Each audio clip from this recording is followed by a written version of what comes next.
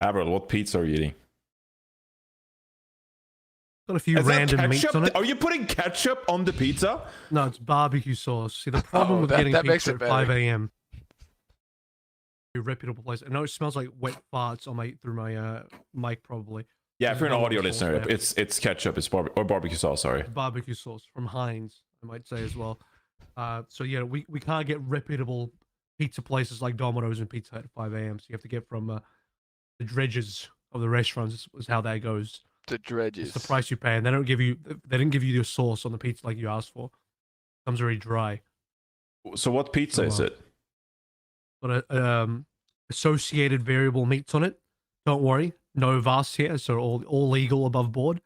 You got like a meat mix. I can see a little bit of pepperoni. I can see some ham. And curiously, one of the meats listed on the menu. I'm not even joking when I say this. On the menu, when you order it, it just says meat. It just says specify. It That's doesn't specify that's from a where or red what it is. flag, buddy. It just That's a says red flag. meat. Like I said, it's above board. Avast didn't cook my pizza, so I know all the. How meat would you know? Is all what is the word he likes to use? There's something sauce. I can't remember. Solomon probably knows. Solomon is a bit of an Avast encyclopedia. So ethically sourced. There you go. Where do you buy this Ethically pizza? Is this like a commercial chain, or is it like are you supporting local pizza businesses? I think it's a local chain. Okay, good. Yeah, we So like that. you know what I expect more from? I expect them to give me sauce, but they didn't do that. So Okay.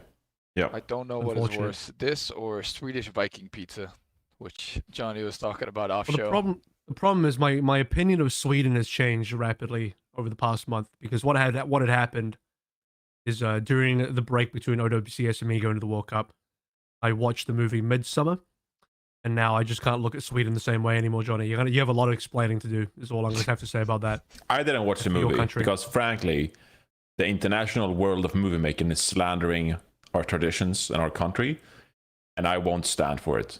Okay, I want to dance. Johnny's gonna watch it. Midsummer in the rain and dance around our flower poles. Just See, it's real. He's not even denying the things that happen in the movie. He's like, these things are absolutely true. slanderous. He's gonna watch a slanderous. movie like, yeah, these things are all 100% true. So Unbelievable. All right. Yeah. Well, we're here with Plat Chat Overwatch, episode 234. I'm here with Kasoris and Avril. Supposedly, Jaws. We don't know where Jaws is. He said he'd keep me posted about maybe being late. He didn't keep me posted. He's offline on Discord. He's not responding on WhatsApp. So Jaws is dancing in the corner until further notice. We'll see. he should dance around a pole with the flowers and stuff. Solomon, don't. Then Oh, no. and then but- like Before we get into today's episode, something that is way better than pizza, okay? It's Factor meals. Warmer, sunnier days are calling. Fuel up for them with Factor's no prep, no less meals. Meet your wellness goals in time for summer thanks to the menu of chef-crafted meals with options like Calorie Smart, Protein Plus, and Keto. Factor's fresh, never frozen meals are dietitian approved and ready to eat in just 2 minutes, so no matter how busy you are, you'll always have time to enjoy nutritious, great tasting meals. Make today the day you kickstart a new healthy routine. What are you waiting for? With 35 different meals and more than 60 add-ons to choose from every week, you'll always have new flavors to explore.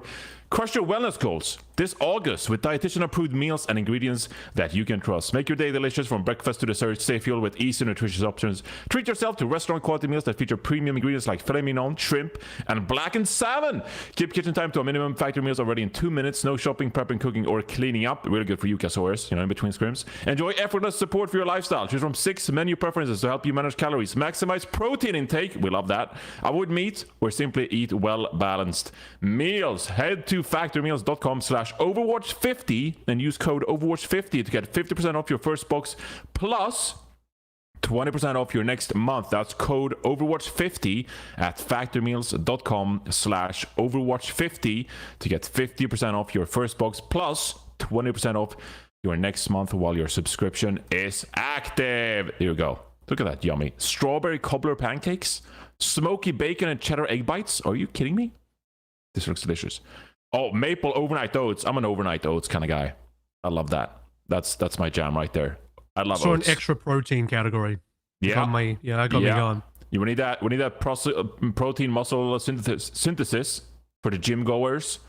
You know, wake up early, get 30 grams of proteins before bed, 30 grams of protein. Get your muscles stimulated. That way they grow more, big muscles. Love to see it. All right, thank you. Love it, Factor Meals. Also this episode is brought to you by none other than Manscaped. Today, we're here to celebrate the perfect summer grooming companion that will keep you looking cool even when it's sizzling outside. I'm excited to introduce to you the Lawnmower 5.0 Ultra in the new colorway White Hot from Manscaped. In a sea of options to choose from, to perfect your grooming routine, Manscaped not only shines, and they're riding the White Hot waves with their special edition trimmer in white. There are limited quantities available in this colorway, so you gotta act fast if you want this. Step up your grooming game this summer with the Lawnmower 5.0 Ultra in White Hot. Experience precision like never before with the next-gen dual skin-safe blade heads, an updated trimmer blade, and interchangeable foil blade for peak performance. These updated blades are not just for show, they're designed to keep you looking smooth and sleek under the summer sun. First, the updated trimmer blades features longer, wider, and rounded teeth that cut through hair with ease, and here's where things get interesting. The foil blade, crafted to transcend the boundaries of your typical trim achieved with the trimmer blade. This foil blade is designed to leave you with a finish that's irresistibly sleek and utterly bare. It glides gently over your skin and capturing even the finest hairs for a flawless look that's ready to impress whether you're hitting the beach or enjoying the summer sun. Switching between the two blades is a breeze, giving you versatility you need for all your summer grooming needs. It's like having two trimmers in one, making sure you're always summer ready without breaking the bank. As if the Lawnmower 5.0 Ultra and White Hot isn't bright enough, Manscaped's upgraded their infamous LED light. No more fumbling in the dark. Those tricky spots are now brightly illuminated. The new LED light also features a dual temperature function designed to flatter a variety of skin tones. If you're part of the OG Manscaped fam, this trimmer is a tribute to the classics, upholding the same features that welcome to love. A rechargeable Li-ion battery, RPM technology. I'm learning new words today. For top-notch performance, a travel lock for seamless portability, USB-C charging, and a comprehensive 3-level battery life indicator. And let's not forget the best part, is still waterproof. Join the 10 million men worldwide who trust Manscaped for all the grooming needs and get the special edition Lawnmower 5.0 Ultra in White Hot while supplies last. Get 20% off plus free shipping with code PLATCHAT at manscaped.com. That's 20% off plus free shipping with the code PLATCHAT at manscaped.com. There you go. There you go. Thank you, Manscaped, as always, for supporting Plat Chat, meaning we can keep the show going and we can talk about Overwatch. We can recap tournaments. We can talk about new features coming around, and we can also support, creators, coaches, players, Avril, Kasaurus. So, thank you, Manscaped, and thank you, Factor Meals. We appreciate it. Yeah, Kasaurus isn't a coach. He wasn't included in the coaches category. That's right. Wait, what? What are you saying? You said coaches and then separately I'm said an honorable Kasaurus. mention extra. I will say, Johnny, I think you have a career as a rapper. I think you can think go so? somewhere there. It's been a lot of episodes at this point. I feel like I've gotten a lot of practice. So, yeah, maybe, Real quick. Maybe I could pivot to like auctioning or something. If Overwatch doesn't go well, I can just go auction stuff. Horse racing. Horse racing? We should get Jules' reaction to all this before we move on. I'm just curious what Jules thinks. There we go. Nice. Every now and then, I think this is what we should do for the episode. This is only for the visual people. Unfortunately, the audio listeners won't understand. The visual people will get it. Because every now and then, after Kasaurus, or I say something, or maybe Johnny, you say something, we'll just get Jules' random reaction. Just see what he thinks. Yep. It'll just be a full screen of Jules dancing. Yep. There we go. Chat is on the case as well. They know. Jaws is late. Anyway, all right. Let's get into today's episode. We're here to talk about hero bans and, of course, a new kind of tournament feature that was implemented at EWC. To many, it was a big success, and so we're kind of here to talk about it, the implementation, what they can do better. Should it be in ranked? Should it be in OWCS? What do we think of it? Did we have fun? All of that. We'll break it down. So I guess I'll just start, for those that didn't watch, me included, by the way, how the system actually works. So I'm going to try to recap it, and Avril, Kasaurus, you let me know if I get it kind of right. Each team bans a hero per map, whatever role that hero is. The second team can't also ban in that role. So, for example, you can't ban 2 different tanks in a single map. If one team bans a tank, the other team can't also ban a tank. They'll have to ban either a damage or a support. The high seed or the losing team from a map gets to pick whether they want to ban first or second. So you can pick, like, we want to pick this map and then we want to ban first. Or you could say, if you just lost a map, we say, well, we want to pick this map, but we want to ban second. We want the other team to go first. A team can only ban a hero once within the series. So you have to pick what map you want to ban. For example, Tracer, because you can only ban, one team can only ban Tracer one time per series. So you have to pick pretty, specifically, like maybe we want to save this on a ban until later in the series, for example. But that being said, the other team can also ban, for example, Tracer. So you can have one hero banned 2 separate times, one team each within a series. So does that kind of like summarize it well? Yeah, I think you got everything right there. I think the only thing missing is after the hero bans go through, then a roster selected. So you can't be like, oh, Hanbin is in, so I'm gonna ban D.Va. You know, you have to consider both Hanbin and Smurf can come in. So target banning was pretty limited. Yeah. But I think that also had other merits, right? Like I think it really helped players. It was very contested, by the way. I mean, Cass can tell the story behind the scenes because apparently there was a lot of back and forth of all the several teams and coaches discussing how the ban should be implemented. And some of the coaches wanted the subs to be in first and the bans to come in later. And some of the coaches said, no, that's a bad idea. We should do the bans first and then subs later.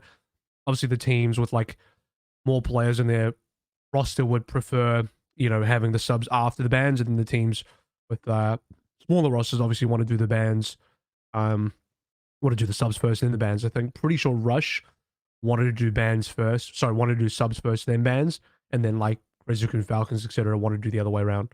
I don't know if that's accurate source. Oh yeah, there's basically a war in the Discord because they had posted these rules, right? But because it's a work in progress, it's a first like hero bans tournament.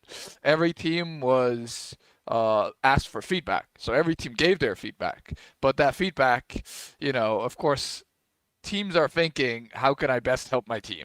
So if you've got a 5-man roster, you wanted the bans to be after the roster was locked, right? So you could see, oh, Hanbin is in, I'm gonna ban D.Va, right? But the larger rosters, like the SSGs, like the Falcons, right? They wanted the roster to be selected after the hero bans were done, which is eventually what went with. I think the whole frustration there was just that the rules were changed a lot of times because it's so new and nobody knew like what's the best system. So in a sense, there was a lot of arguing. I think, you know, Rush, us, some other teams wanted the bans to be after the roster was selected because, you know, I feel like there's merit in target banning certain players and like really showing like, oh, you know, Smurf is in and he's excellent at Winston, so they banned Winston, and making it easier to explain. But I think the way they went with, I think it actually worked out quite well, even though it might not be in our favor. Obviously, we finished quite well, second place, so we can't complain. But I think the way they went with was quite good. But there was definitely a lot of debating, a lot of arguing, which I think led to these eventual rules all being in place. At first, there was also no, like, you can't ban the second role, like the same role twice, you know? So before, what would happen is we'd scrim on hero bans, but we wouldn't have a lot of those rules where, for example, now you can't ban the same role twice, right? So we'd scrim like SSG and they banned Kiriko and we banned BAP. And you could basically almost play no supports. So we went to the admins and we said, this is stupid. Let's do it this way.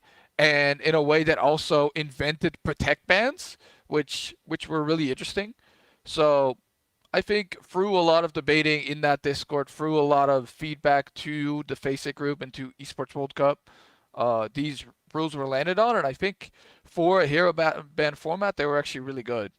How long before the tournament did they change that so you couldn't ban the same role twice? Like how long before the tournament started did you scream that and were like, this is not sustainable?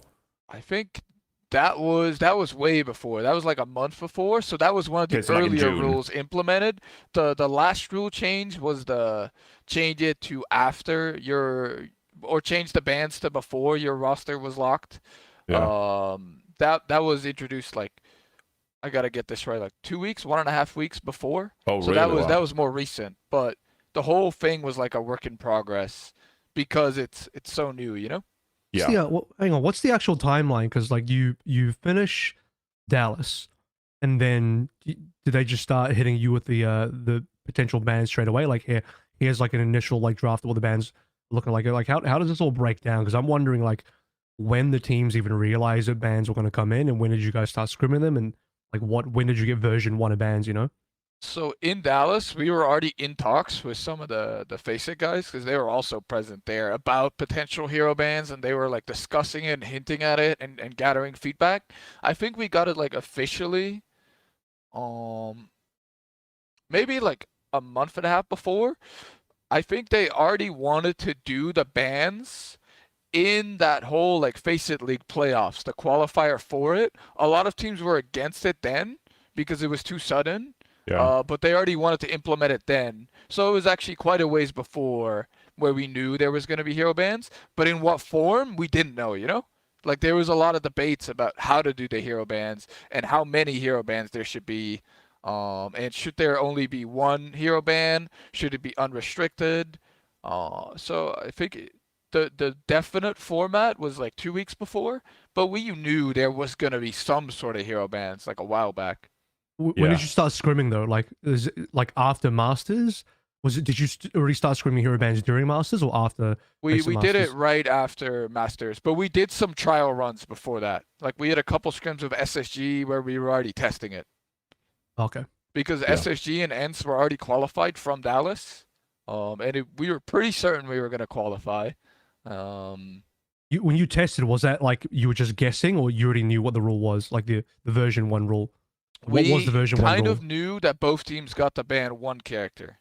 So that's the version we went with. It's just the team that loses bans first, and they get to ban one character, and then the second team bans. But when it's unprotected, second ban was way stronger because you got to react to what the other team did with their first ban without them being able to protect something. So second ban that time was way stronger, and with the way they eventually implemented it, first ban actually is the choice a lot of teams went with. There was definitely like some form of second ban is good, but a lot of the time, especially if your team is less flexible, first ban was really, really strong. And I think throughout the tournament, not many teams went with second ban. I would say it's like 90% first ban, like 10% second ban. And then some teams, like the more flexible teams, preferred it more. Like I think Falcons went with second ban a lot. Yeah. Yeah. Before we get to the tournament itself, I'm curious, just like how did bans kind of like develop in scrims going into the tournament itself? Was there kind of like a meta at some point where like teams would consistently ban a certain character more often than not? Was there anything in like was there anything in terms of like ban philosophy that like developed leading into the tournament? Like maybe you had an idea that like banning tanks would be really strong, and then like, well, actually, like maybe banning Lucio is the strongest here. How did like during scrims leading up to the event, how did your philosophy on bans kind of like change, and your strategy going into the event kind of change? I feel like as bans started out, everybody was banning support. Like support was so highly contested in bans because the support bans are the most game changing. Right, you ban Lucio, the whole game changes. Right, it becomes a 2 flex support like kind of map. So I'd say everybody, especially at the start, before we went to Korea, was like banning to try and protect their support, or ban out the other support. So we were thinking about that a lot too, because we would scrim SSG a lot, and we would scrim ENCE a lot, and their supports are generally the least flexible part of their team. So being able to ban those out is really key, and so they would protect their supports a lot. So as we started out scrims, we would focus on banning supports a lot, banning your Baptiste, banning your Kirikos, banning your Lucios, and trying to, especially against the European teams, like force dive. But when we went to Korea, banning supports actually doesn't work that well anymore because every team can play like a 2 flex support setup. Right, it's like everybody except for maybe Fnatic, who we'd also scrim, could run like your Brigana or your Lariana. So banning like Bap or Lucio or Kiriko had a lot less effect. So as we scrimmed more and more, we started realizing like there's these key bans which we need to do on certain maps, and we'll practice those every time. Right, so every time we scrimmed Cervasa, we'd ban Lucio because it's such a map-defining ban that the game changes, but we got reps on it and other teams don't. But other than that, we'd ban for specific teams, and we'd start banning DPS more, and then saving our bans for like later in the scrim. So the way we'd scrim is we just simulate matches, right? I think different teams did it differently, but the way we like to do it is simulate matches and loser picks whether they ban first or second, and they pick map. Right, so every time we like try to, especially in the good scrims, right, when we scrim your Falcons, your Zeta, your Crazy Raccoon, we try to already have like our bans planned out for the scrim and what we wanted to focus on and what we wanted to practice, and maybe what would happen later in a match. So we'd really try and emulate that. And as we scrimmed more and more, we started realizing that early on in a series, second ban's actually quite good. But later on, first ban becomes really OP because there's not that many things to protect anymore, right? So let me give you an example. You're on Ilios, right? And if you're second ban and you're playing against a dive team, like your Falcon, like your Crazy Raccoon, like your Zeta, and they ban a tank, you can ban Ana. Or if they ban a support, you can ban Winston and still ruin their strategy. But later on, you'll have already used your Winston ban, so you only have your Ana ban left. So you have to pick first ban so they don't protect support and you can still ban Ana. So it really became like more of a strategic focus of like, where do you use certain character bans? What maps do you focus on winning and use your important bans? And when do you use throwaway bans but still get the best ban possible? For example, that's why we always went to Circuit, because on Circuit, everybody's just going to take the Sigmir. They're not like shying away from that, right? Because even if you ban like a Baptiste, Sig's probably still best on that map, just with a different support line. So we would go to Circuit and we would ban Pharah because we were ready for every other ban. Like they would ban Sigma, we'd play Ram. Or they would ban Baptiste and we'd play Ana Zen, which actually happened in a match. So we would use our lower priority bans on some maps and just pick those maps because we knew we wouldn't have to waste our higher priority bans like your Anas and your Winstons against the Korean teams or your Lucios against your Baps against the European teams. So we'd plan around that, and we'd already like started scrimming with that, and we like started really hard working on that in Korea. And since those teams are a lot more flexible too, banning against them is a lot harder. It's really easy to ban against your Team China or your SSGs because they can only play one comp. So you just have to focus on eliminating parts of that comp throughout the series where it makes sense. But against your Crazy Raccoons or your Falcons, they can put in a different tank if you ban a certain like part of the comp, and they can just play something else. So it's basically about creating the matchups you want, not necessarily trying to ban out their one-trick comp. So I thought it was really interesting. And throughout the scrims, like we developed a way to try and get the matchups on the maps we wanted. Like we really focused on getting Sigma matchups on Midtown and then reviewing like every fight on those Sigma matchups, which is why against Zeta I went Midtown and then I banned Winston first.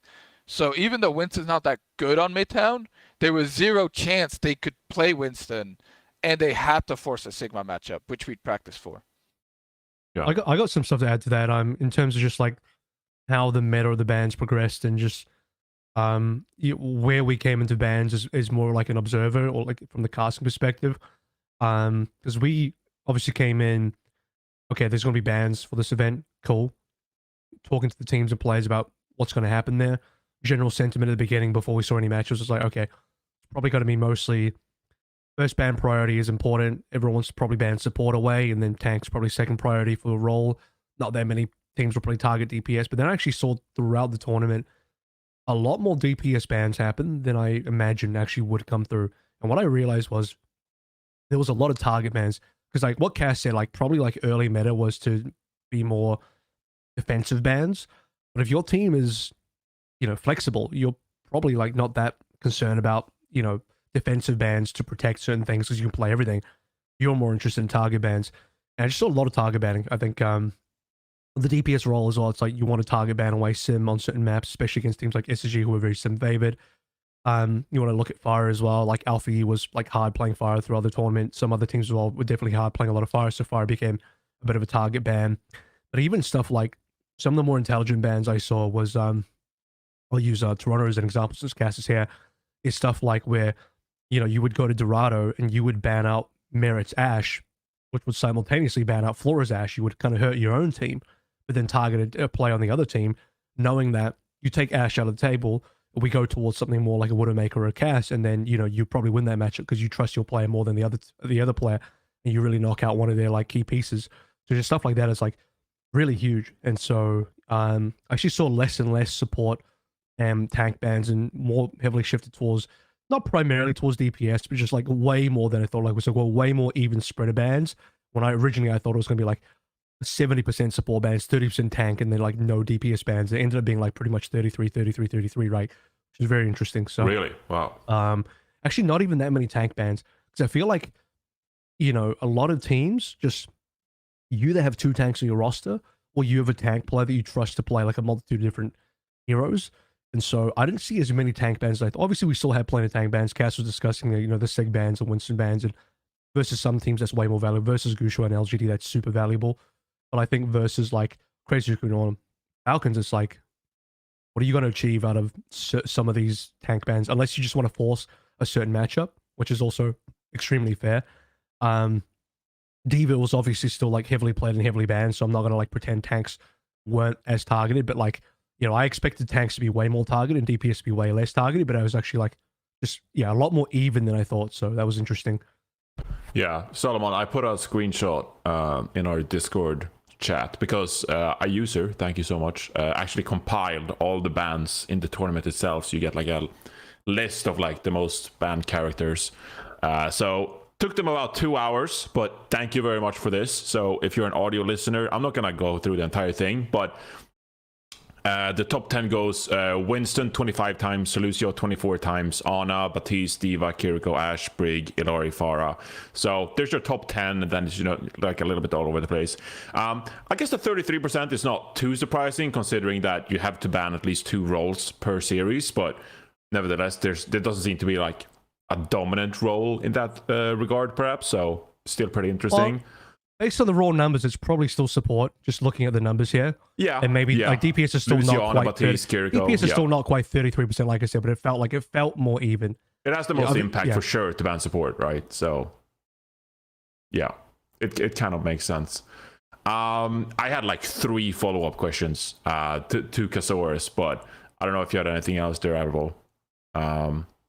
Before I move on. I'm happy for you to start rolling through. Yeah. So just to clarify, one point you said, of course, is that early on in a series, banning second is actually quite strong, because you imagine a scenario where a team is one-tricking a certain composition.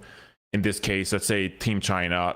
I'm not gonna pretend like it. I'm just taking one of their comps. But let's say a team is one-tricking Winston, Sojourn, Brigana, or whatever, Luciana, like whatever, right? You're saying that, well, because we can ban second, we don't have to ban one of those heroes first. We don't have to ban Winston first, or we don't have to ban Lucio first, because we can ban second and still get away banning one of those 5 characters that they kind of one-tricking. Did you guys feel like this effect had a positive effect on the tournament itself? Like, did you enjoy that aspect, that teams couldn't just one-trick a certain composition, and actually you find that, that this was quite beneficial for tournament play itself? I'm pretty sure first banning's still better there, but I'll let Kasaurus weigh in on his opinion. I think if you want to ban a support, first ban is almost a must, because a lot of teams protect support. But if you're planning to ban a DPS or a tank, we had a couple scenarios where we wanted to ban second. I think we picked about 95% first ban and then 5% second ban, right? If we had the option. But a lot of time we were actually the lower seed in the series. So for the first few maps, the first map, the higher seed got the pick. But to get to your question, Johnny, I think hero bans are actually amazing for competitive play. I think they set out with hero bans to accomplish 2 things. They wanted to get rid of mirror matchups so much, and they wanted to show more comp variety. And I think that was accomplished, right? We saw so many different comps. We saw double flex support. We saw Lucio comps. We saw everything on every map because of hero bans. I really believe that hero bans should be in competitive play going forward, especially with Juno now coming out and kind of giving an alternative to Lucio, which is like the big argument against hero bans, where Lucio is so game-changing, like just completely, it completely crushes certain compositions by banning Lucio and bans out certain tanks. If you get another speed boost support and it's like kind of a replacement to Lucio, I think there's no argument against hero bans. It creates such a fun viewing experiment, and I think it also gives a lot for the casters and analysts to talk about between the maps of like what are they gonna ban, how are they gonna do it, what's their thinking. It gives coaches more impact, it forces players to be flexible, and it, I think, betters the viewing experience by seeing all these different comps and teams being forced into uncomfortable positions. The only argument against it is because of hero bans, you don't see the highest level of play because you don't have as many reps on all the various comps you have to play. But I think that's a good sacrifice compared to just how cool it is to see teams having to play all these comps, right? I think we saw, especially Crazy Raccoons, us and Falcons, play like 7 different like composition formats and how to play it and when to play it. And you see players getting pushed out of their comfort zone, but whichever team can adapt the most kind of wins in that scenario. I think it values like a different skill set than Overwatch has in the past, but I think especially with more and more heroes being added, I think it's more and more of a case of don't you just put it in like esports, or do you also try and implement it into competitive play and see what happens there? And I think you could have a system where with competitive play, just have the highest ranked player in the lobby do a ban, and then RNG whether it's first or second ban. And I think that'd be really cool. Did- So I'm we'll definitely get to in favor. competitive I'm play definitely later. in I kind of favor. want to save that for later in the episode. But I add something to that? yeah, go. Yeah, like I think it did a third thing as well. Like Cass, you said like, you know, it added more match variety in terms of compositions. And I don't know why I'm blanking on the other thing you said, but it was really good as well. Yeah, it was like what it's you know, it was one extra thing that was really important though. I think it also made the games a little closer, in my opinion. Okay, some games were not as close because obviously if you're up against a one-trick team, it is way easier just to ban them out. But I think in certain other teams, it made games extremely close where like, you know, that both the teams have good variety in what they can play. And now you introduce hero bans, and I think, you know, it closed the gap a little bit, in my opinion, between the West and Korea. Like we saw Fnatic and Zeta falling in that kind of way. And I think prior to hero bans, you would just be in a situation where, no, this team is just going to play this comp, or they're just going to play this matchup, or if we're in like a very like hard set meta where like everyone plays the same comp, then, you know, like I think 90% of the time the better team just always wins. Like you get into a GOAT situations where the more solved it is, the more the result is just set in stone, and you're like, you don't even bother watching the game at that point. You just know this team is better at GOATs, or this team is better at this meta composition, so they're just going to win. In a way, that was kind of like somewhat what we saw in 2022 finals as well, the Lucio, Curie, Reaper, Winston meta. And it's like, yeah, we're just playing the same thing, and the team that's better at this comp is just going to win. Which, you know, for some people, in terms of competitive integrity, that's like, well, that's obvious that that's how it should be. But in another sense, it's like, well, that's just also just really boring because, you know, you want to see a little bit of shakeup. And I don't want to see RNG. I want to see like strategic shakeup, and that's what this is. I would hate it if it's RNG, which is why we're not doing RNG bans like Season 3. But we're doing like actual competitive bans where the teams have the choice and, you know, they have the power over what they think should be banned.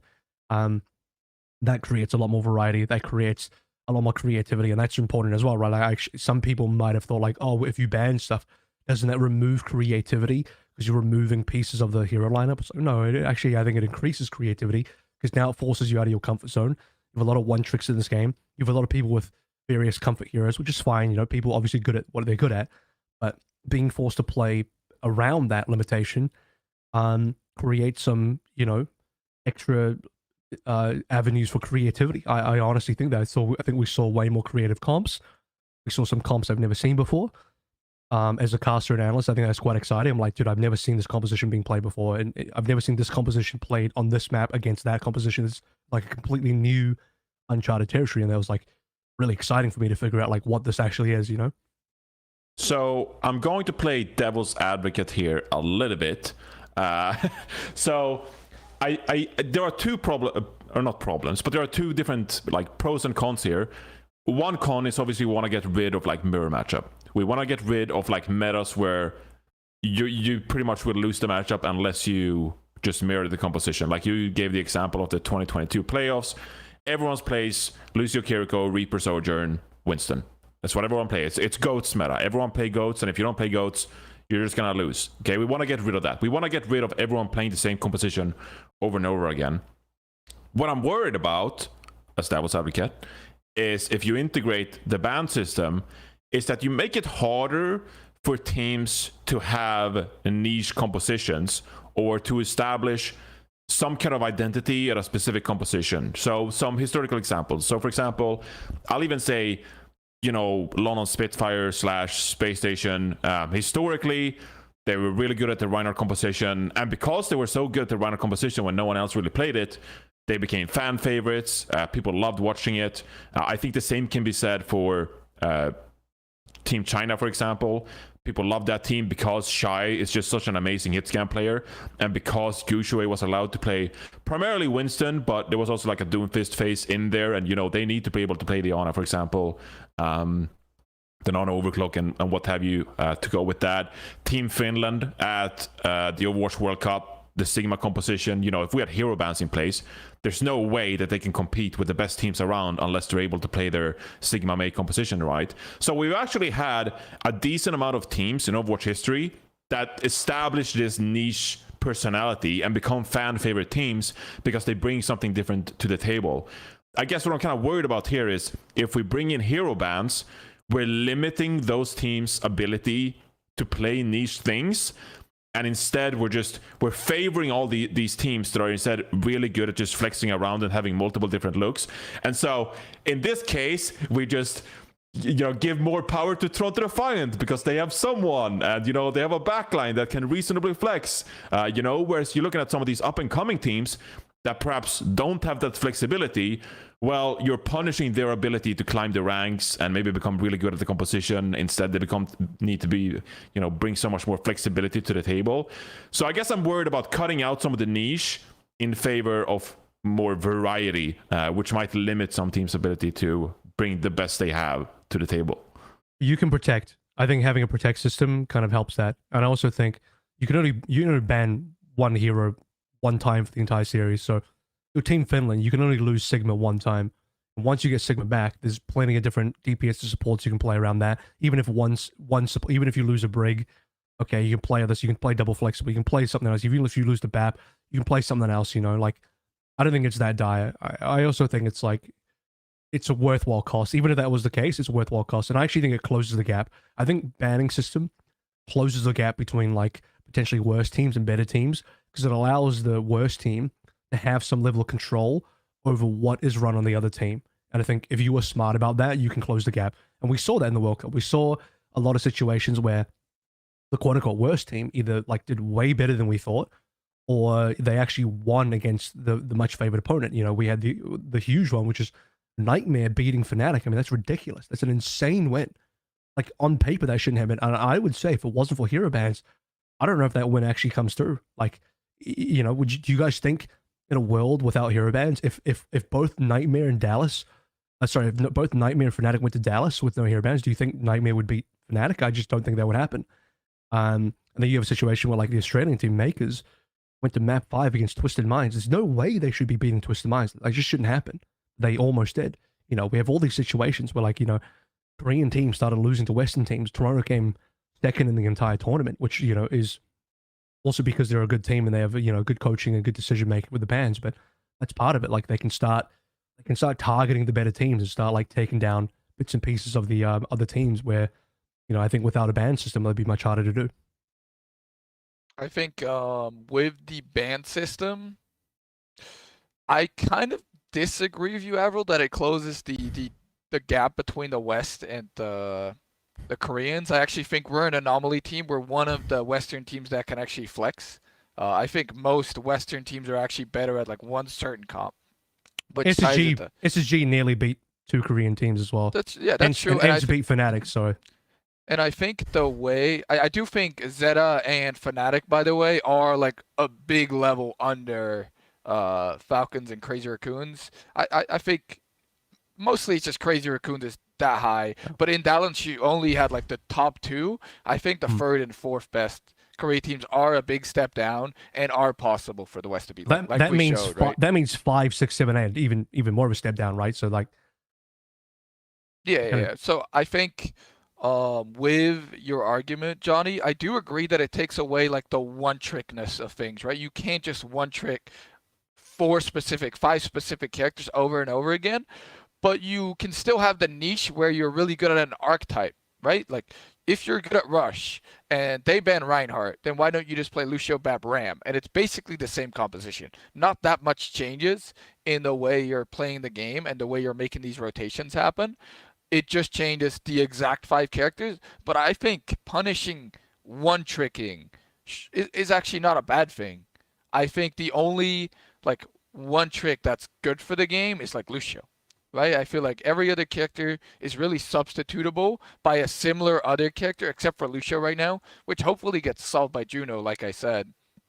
But I think, you know, playing devil's advocate, yes, it takes away some identity like the Goucher Winston, but with the format you've got, you can only ban a hero once in a whole series, right? We can only ban Goucher's Winston once. We can only ban Hadi's Ryan once.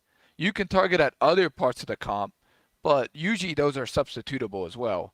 So I think with the way it's implemented, it's actually like calculated in that you can still almost one trick a character and you just give up a map or two because your comp is banned out, but you can play it on the rest of the series. The funny thing about that Nightmare Fnatic series, actually, Avril, is that in the end, Nightmare completely ran out of dive bans, and they just started mirroring dive, and they actually won on the dive mirror, which was crazy to think about, how Nightmare can beat, you know, one of the best dive teams, Fnatic, who beat Crazy Raccoons in their peak on dive, right? So I thought that was really funny. I thought that was actually not so much a thing of hero bans, more like Fnatic is just bad, to be honest.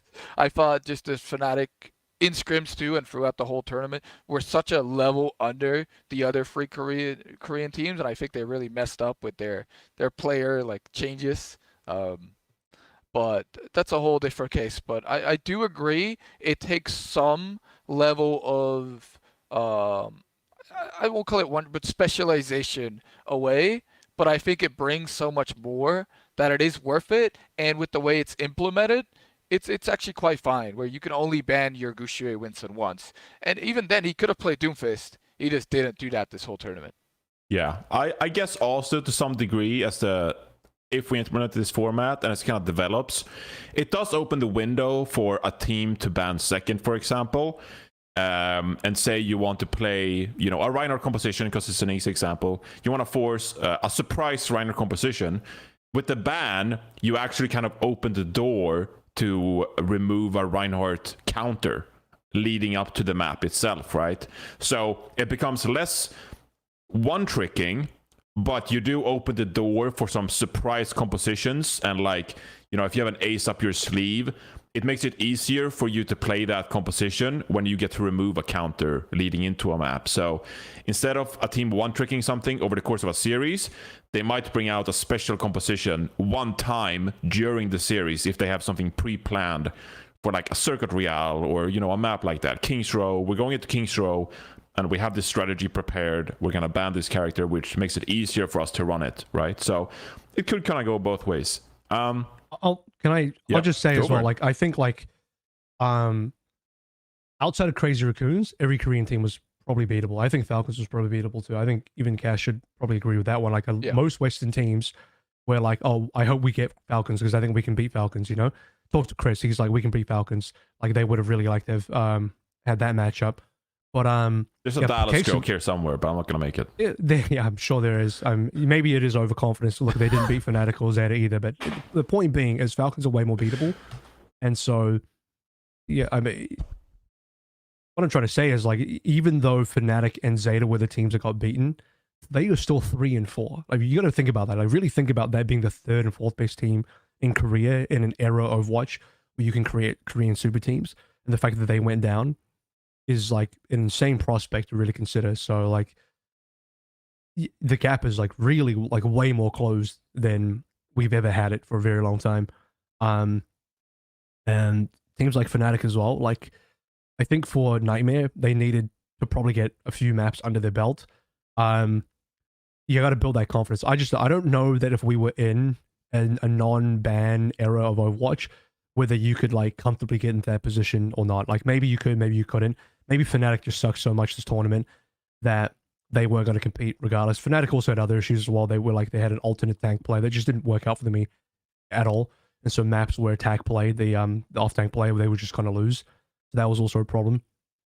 But yeah, I just think it's like it's added so much to the ability for teams to be able to target certain things on other teams, to force them to awkward situations, be able to quote unquote close the gap a little bit. But if your team is inflexible, then as I said earlier, like you can be LGD and you can also just lose as well. But also LGD did also beat Falcons, which you could argue Falcons probably made some bad calls there. But I mean, yeah, bottom 3 Korean teams at this tournament, number 2, 3, and 4, were all like reasonably beatable for Western/Chinese teams. It was really just Crazy Raccoons that was still just a level above everyone else. I feel like they already played with hero bands before in Dallas. Like they were playing so many different compositions even before that. It's almost impossible to ban them out. You know it's a jump in map, and you ban Winston, he plays ball, and they're just like so incredibly flexible, very very good too. It really felt like they were very hard to ban against. I think one of the biggest things for me why the gap felt a lot closer this tournament, Avril, is I think for a lot of Western coaches, it felt like bans were the things to focus on. And I feel like for a lot of the Korean coaches, bans felt more of an afterthought that wouldn't infect the game that much. And if you were good, you would just win. So I know us, SSG, and ENS really focused on planning out our bans, and it was actually the main focus of the tournament. While I feel like the Korean teams treated it more as an afterthought, and the Korean coaches were, I guess, more focusing on just making their team play good and making them comfortable. I think in general, in this tournament, the Western teams like bans were a lot better than the Korean teams. I think especially, Zeta, Crazy Raccoons, and LGD actually did a pretty bad job banning. Crazy Raccoons were just that good that even without like super planned out bans, they could just play everything and still win. But I think especially like LGD, their bans against us felt improvised. They didn't feel like planned. They didn't plan for a whole series. They just planned for the next map coming up. And I feel like a lot of the Western teams, I think especially me and Christopher especially, really focused on how do we win a series rather than just the next map. Okay, so I have a couple of more things here on EWC, then we can move on to, talking about OWCS and such. I want to give you an opportunity to provide the best examples of it working out. If you had to make a presentation, okay, and just hype yourself up, how good you were at hero banning, why it was sick, what you did so well. If you had to pick out the best examples of hero bans working and what was so sick about it, what were some matches or even more specifically maps that you felt like this was a really interesting case of hero bans being used the right way, which made the experience better or made a team even perform better because the banning phase did such a good job? What were some of the best examples from the tournament? I'd say in the semifinals against Zeta, we went to Circle Royale for our map pick. We knew that we could tank every other ban but DPS bans. We actually didn't want Widow to be banned. We really wanted the Merit against Flora Widow matchup. We really focused on that. So we banned Pharah so they couldn't ban a DPS, whilst knowing that they were going to ban either Reinhardt, Sigma, or Baptiste. They ended up banning Baptiste, and we knew that Ana Alari Sigma doesn't make sense because you have 0 shield damage. So you need the Baptiste Alari because Baptiste does a lot of shield damage to Sigma.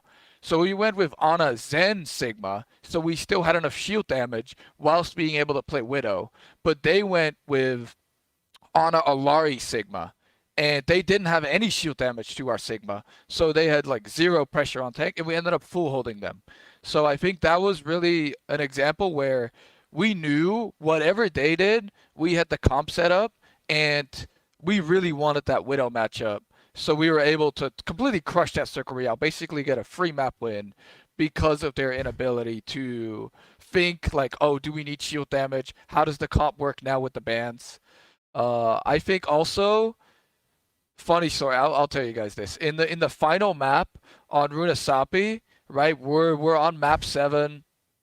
I have to go up against Rascal again in the bans because Rascal was on stage, not Changoon. And the last map just finished. So throughout that whole Dorado, if we win, we knew, right? We knew we don't have to pick another ban.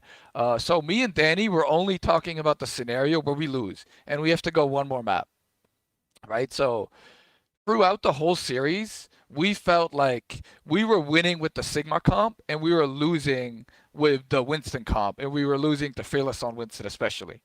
So we really wanted to crush their like Winston comp, and we didn't want Fearless in. We wanted to play our Sigma comp.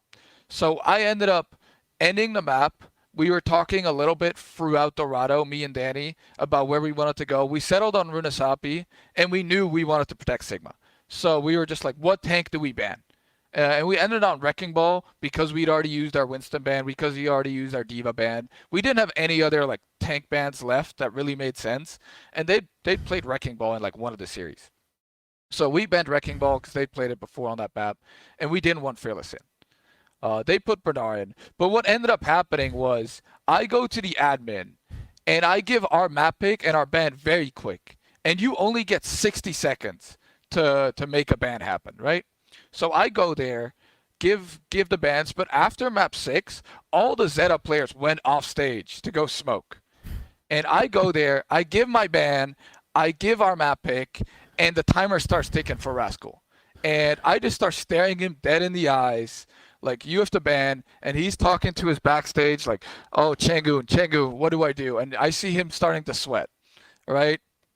30 seconds go by, 40 seconds go by, 50 seconds go by, 55 seconds, 58 seconds. Admin goes, Rascal, you have to give your ban now, or we take a random ban, or you forfeit the map. And Rascal panics, and he bans Soldier. And I see his face just turn white in shame, and he walks off. And at that point, I knew we had the map won. Because if you're that nervous getting a ban, knowing they had to do that ban, I thought it was over. I was so surprised they couldn't get a ban out in time. And I really feel like me and Danny coach capped them in a way there. And it's also hard to ban in 60 seconds. It's hard to get that second ban in and make the perfect ban. And I felt like in that moment, if they had banned Brig, they could have played that Diva strategy into not Brig, and Brig is really, really good against Diva. Like, if you looked at Colosseo, we were playing the Lucio Kiri Diva into their Brig Bap, and we lost. So we wanted to take the other side of that coin and play Brig Bap Sigma into their Diva.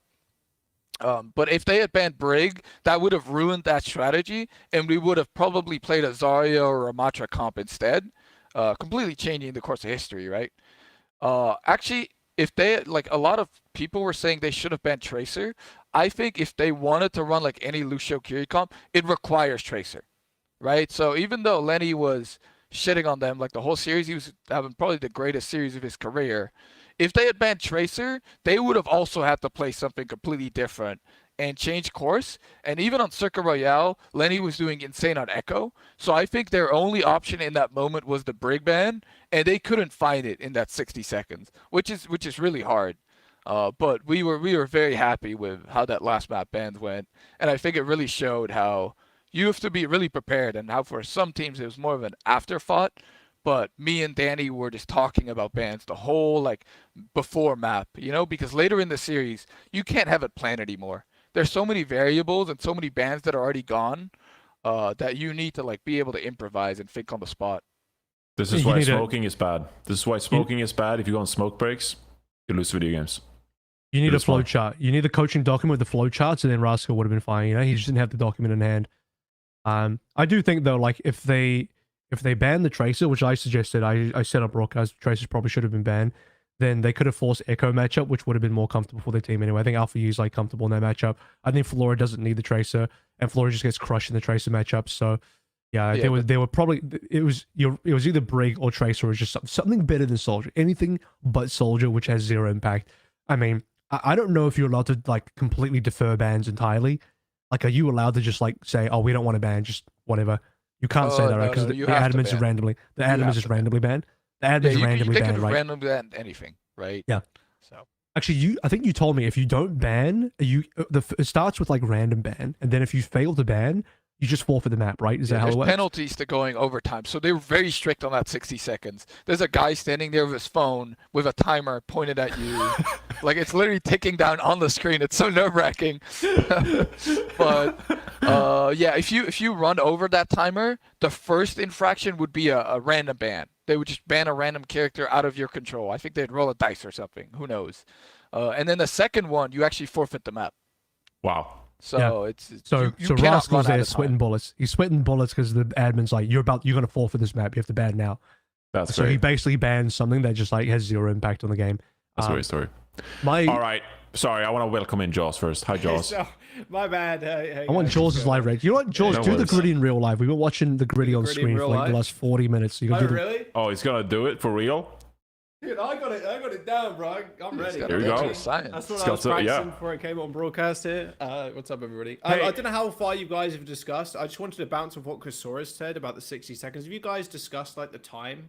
The No, time limits for we've bans? broken down how they work, the format, the strategy behind banning, and now we're just giving our favorite examples, kind of like why it was cool and the best examples. So if you have an example, you can give it later. But yeah, what do you want to say? Oh, well, the 60 seconds thing is quite funny because I think we were talking about this for a little while, and I was talking about this with Astro, funnily enough, because 60 seconds for broadcast is too long, but for the players, it's too little.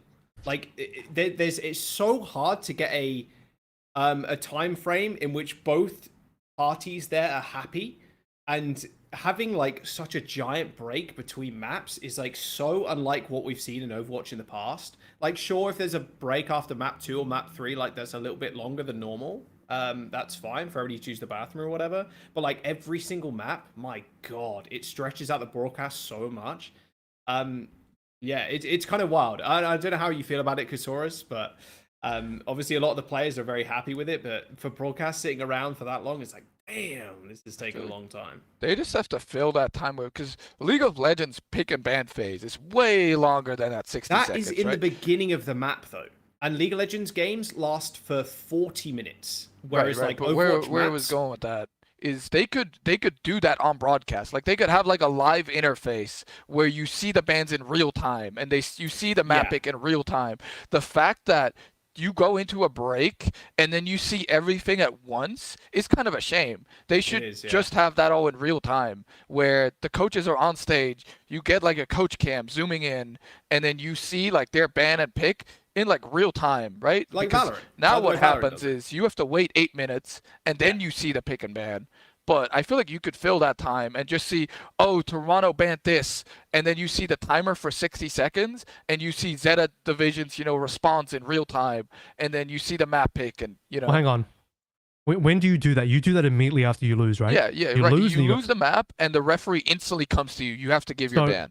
So here's where from a broadcast flow perspective, this is the issue, is the reason why they want you guys to do it straight away is so they can prep the assets, they can do all the things behind the scenes, so they can be ready for the next like death segment, whatever. We could do it at the same time the coaches do it, but then we would probably have to make it so the coaches don't do it straight after a loss. We take the break first, everyone does their smoke first, then you come back and do the bans, and then the broadcast has to be like really on point and fast with like putting everything into perspective right away. Also, there's one thing to comment about as far as the broadcast goes.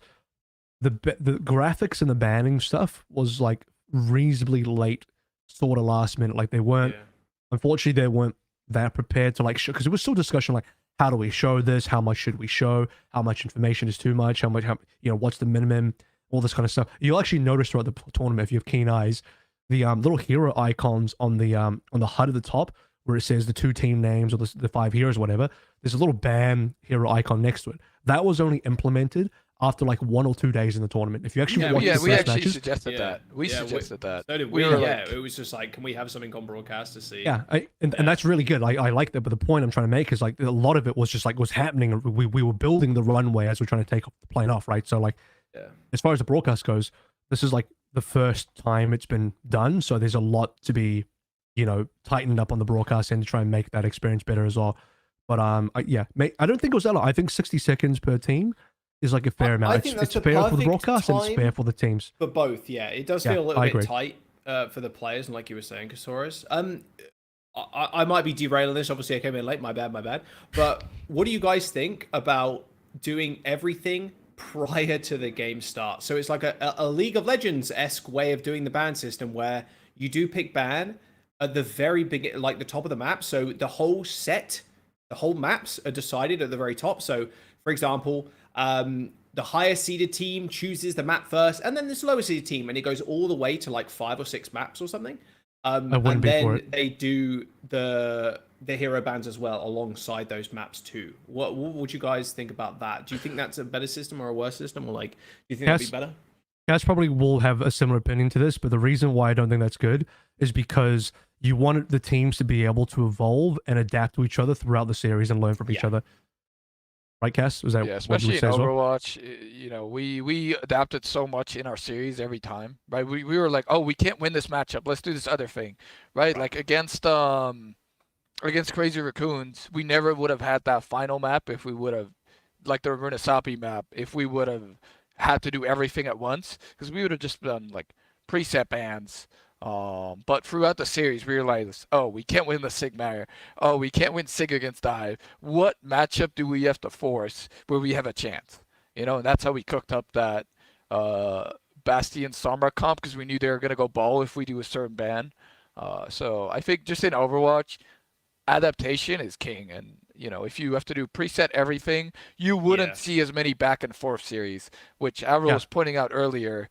It's really good, right? That all the matches were close, and that one of the reasons because of hero bans. The other reason is also because of teams adapting throughout the series and learning and being able to make reverse sweeps like Nightmare did against Fnatic. One of the reasons why I do like hero bans is because it adds an element of like mystery and uncertainty for what is unfolding, whereas previously in Overwatch, we had a lot of like determined stuff. Like we had predetermined map sets in Overwatch League. We had predetermined metas that like, okay, well, these teams, they're just going to one-trick goats because it's the strongest composition, and we've already predetermined the maps. Hero bans, it introduces this element of just like, we don't know what is going to get banned, and we don't know what maps are going to get picked. And I think that intrigue just makes it way more entertaining to watch as well. So I'm kind of like for hero bans, you know, being implemented across the board, which we'll talk about next. But I do love that it shakes things up and it adds some mystery to the broadcast that we didn't really have before. And so that's also why I think I'd like to see hero bans in between the maps, because it just makes it more exciting going to the next map. Like, oh, where are we going, and what is going to get banned? I think one thing though that is really important is informing the viewer of where we're going next or what we're waiting for. And this could be, if you're looking at the regular pre-show, for example, in Overwatch, just having something like the segments on the side of the screen. It informs the viewer of like, oh, these are the 3 topics they're going to talk about. And then we'll head into the match, right? It informs the viewer of like where we are in the pre-show and what we're doing. Or if we're just stalling. You know, look, obviously that segment thing on the side, it's ripped from ESPN because they have their own thing. Can't remember the name, but a show does it like that. But even having a timer on the screen, like if we're waiting for hero bans to come in, just put a timer on the screen. It's a 60-second timer counting down.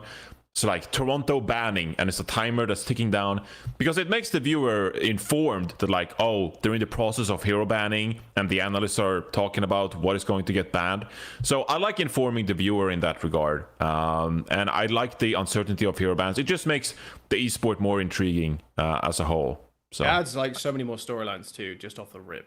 Is like, oh, this team, like Space Station is the perfect example. They can't play Lucio, Pepe Laugh. Like, what do they play? Oh, they put Astro and Brig, like those kind of things. And I think the assets could do a lot of carrying. I agree. It's a shame that we didn't kind of have that flow in the asset package, obviously, kind of ready. Obviously, everybody was kind of rushed and there was a lot of shit happening over there. But hopefully, we can see this continue, because I love the hero ban system, because it also is. It shows so much more depth to a team than what is on paper already. Because it's like, okay, this comp is very strong right now and it's played 90% of the time. But like, oh, this one thing is banned. Oh, they adapt completely and shift their whole team around this other comp that they've been practicing, it shows up so much more depth to a roster than just like, well, all these players are really good and they just beat everybody else in the mirror. Yeah, I think that's a really good point. I want to say, by the way, I do think the reveals were really cool. Like, you had these massive screens on the podium, and they would like smash the screen, and the hero band would be shown. I think that was really cool. I think you it mean the really AR, added like the augmented reality stuff, an impact. I think the whole stage was cool. I think you have to keep doing it like that. I think that's a really good point, by the way, Giles, because Johnny made the point earlier that it like kind of takes away from some teams' identity. But I will say, when Gushue was dominating on Sigma, on Circa Royale, I thought like, oh, this shows a whole new world for Team China, and they even beat Falcons away from, you know, their dive one-trickness, and they beat them in the Sigma mirror because Shy was popping off on Widow. So I do think like in some ways hero bands might like crush teams that are very niche and might kind of kill their niche. In other ways, it shows a different side of them. Yeah, you see how the screen like it bursts. It's that's the not graphics, happening for OWCS, by the way. Yeah. But I mean, it's a Well, different no, look. Johnny can do something try. cool on stream. they could Johnny try. can just They could cook. Johnny can just walk up to the LED with a sledgehammer and burst it in real life. That's fine. Oh, that'd be great. You should do We'll that. have a cats pick hero bands or something. That would be epic. Yeah, I think from the broadcast side, like, aside from the massive delays, I don't think bands add like a huge amount of burden in terms of, it's just an extra thing to talk about. It should I would realistically. argue there wouldn't be delays if it was just concurrent, like, oh, this team picks this band, because there'll be graphics constantly flying. Like, the the only delays were reason like- why... the only reason why I say it was massive delays, because there's, like, no content to fill between the time, because everybody's left in the dark until everything is revealed at once, like Kasura says. So there wouldn't... it would be the delay between the map, but it wouldn't be, like, delay in terms of, like, content to talk about and stuff. The delays I'm talking about were more like just the pauses and like PCs breaking down. There was sometimes like that where like it was causing stuff on the desk. But yeah, I mean, you know, they were longer desk segments between maps. But I also like, I think, you know, if you look at League of Legends, yeah, they do all the bans at the start of the match, but between the series, between the games and series, they go back to the desk and they have full on discussions and stuff like that. I think with graphics it would have helped. I think on that end, Jack, you're right. Like if we had like more graphical support, probably would have helped the analysts a lot. But I think there was still plenty to talk about. I think for you know, it's also Puckett's first event back, so it might be a little bit of a rush from the Overwatch side to try and like find stuff to talk about. Yeah, I mean, as an analyst myself, I think it is really enjoyable as an analyst to talk about map selection and to talk about hero bands as well. I think sometimes people have this philosophy or like desire that like, oh, the analyst should constantly be breaking down micro. Or like the stuff that OC is doing, for example, on her YouTube channel, which is great. You know, for example, when I do my Telestration segments, totally, that's awesome. But you can't have that all the time. That can't be the only thing. And map bans, or not map picks and hero bans adds 2 new quote unquote segments or like top talking points that makes the discussion really entertaining, besides like, oh, Merit is really good, but also Lethal is really good. Let's see which damage player is the best. Like that conversation a lot of the time, especially if we have like OWCS playoffs and we do like 5 broadcast days in a row, that conversation can start to feel really shallow, that we're just comparing like, oh, what do you think about that team's tank? But like, oh, their other tank is pretty good. Maybe you can play like dive, like, because there's not a lot of meat to that conversation, right? Whereas when you're discussing map picks or when you're discussing hero bans, it feels like you're bringing something to the table. Like this is meaningful and it's impactful to the viewer, and it's way more interesting, I find. So I think that these 2 segments just make it way easier for me to do my job, and I think it has more effect on the viewer as well. So I'm all for it there as well. I need to move on because we have a couple more things I want to cover. For example, ranked, I want to cover that. But I also want to cover OWCS, and we should integrate it. That's where we're going next. But before that, the final question about EWC is, would you change anything about the hero band format? Was there something you learned from this event that maybe you can improve upon? Or did you just think that the hero band system as is was pretty well executed and in really good shape? Well, I feel like it's quite good as is. I really liked that you couldn't ban the same role twice. Like initially, I thought that rule was kind of iffy because if they ban support, then how can you ban out certain players? But then later in the series, you'll get the first ban anyway, so you'll get to make that ban later. So I actually really liked how protect bans work, and they added another layer of strategy. I think the way they did it is quite good. Of course, I always harp on the roster, before or after. I still stand by that. I think it's fun to ban out certain players, but I feel like the way it ended up working out is you just had enough bans where early in the series they'd be very impactful, like up until like map 4, and then about map 5 you'd run out of really effective bans. Like you'd kind of run out and the series would kind of return to normal, like a normal match of Overwatch where you have to resort to your Hammond bans or your soldier bans. I think that's fine though, no? Yeah, I think that's really good. That's the point I'm trying to make. That's really good. Like later in the Nightmare Fnatic series, they had to go dive mirror because there were no dive bans left, and they actually beat them on dive mirror, which was crazy. But I feel like one ban per team is just the right amount of bans, and especially with Juno coming out and hopefully getting a Lucio substitute, I'm really just in favor of how the system works now. It's quite funny because it does put a clock on teams that series and what you just described there. It's like we have to beat them now because we can ban their best heroes. If we do not beat them in the first 2 or 3, it's GG. It's actually just over because they get to be their best heroes. Felt like you had to win the maps where you were using your important bans. Makes it cool. It makes it like even more hype for the viewers too, because obviously analysts on the desk or whatever can kind of talk about that. Bans, we need them fucking right now. Just saying. I think the format is good. The actual ban format, like I've said this in Twitter, it exceeded my expectations because originally, when I was thinking about what kind of ideal ban format I would like, I wanted a protect ban system where you could protect the hero and then make a ban. Then they came out with this system where the ban itself is also built in with the protect system in the role itself. So I was like, oh, that's huge. So actually, it's an even better way of rolling in a protect system than what I had imagined. So it exceeded my expectations there. The only thing I would change is just more development on the broadcast side in terms of assets and just help for either the casters, analysts, or even the viewers especially. And I think what we talked about earlier in terms of, could we do the bans live so we have the 60-second timer and we watch the coaches do it? I think that'd be pretty cool. And then you could do some graphical support where you have some graphics that show what all the previous bans that a team has already done is so we can see what's available. And then, a good understanding of who's banning first, who's banning second, all that kind of stuff. I think that would add a lot to the broadcast. Obviously, would require a lot more work on the graphical end, on the production side. But with now that we've done this thing once, going into future events, that can be prepped ahead of the time. And, we can build on what we have rather than build from scratch.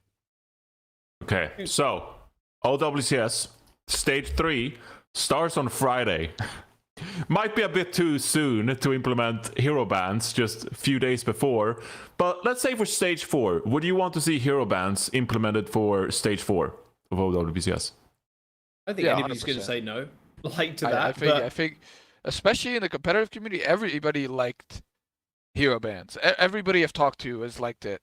I don't think I've talked to a single team that was like, oh, this whole hero ban thing, it's not for us. I really feel like it hit a level of strategy and impact for coaches that made it a lot more fun for me, and I think also a lot more fun for the viewer, as long as it's highlighted correctly, like Johnny said earlier.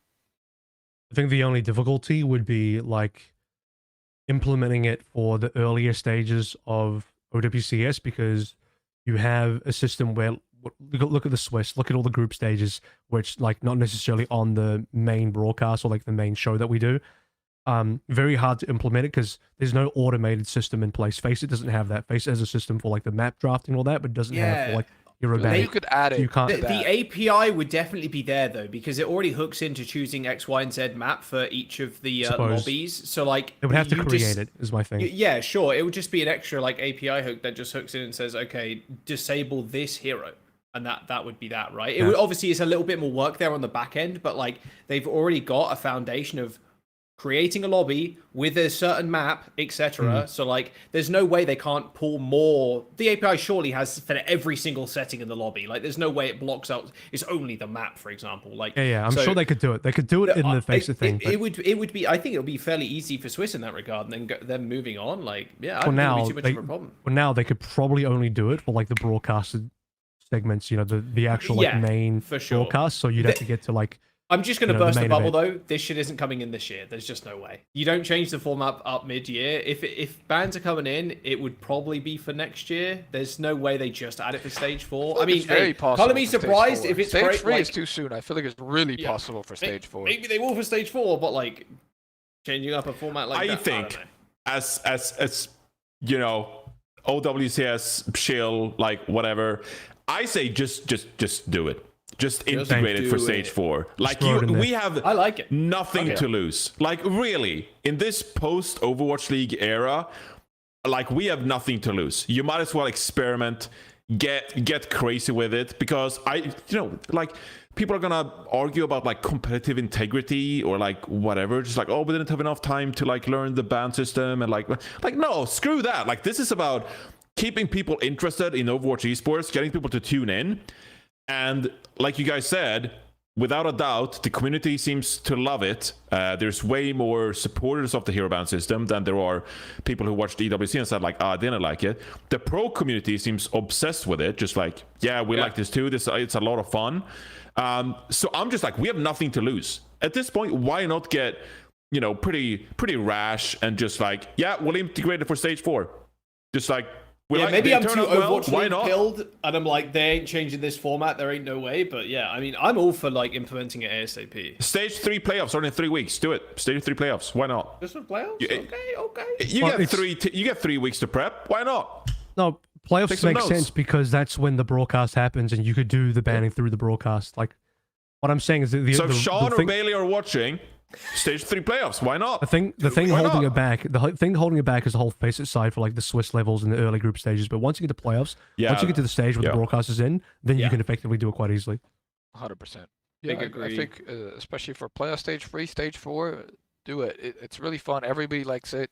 It shows meta diversity, and it creates like, even if one thing is really OP, you can ban out, like D.Va is really OP right now. Without hero bans, we'd have seen like D.Va like 80-90% of maps.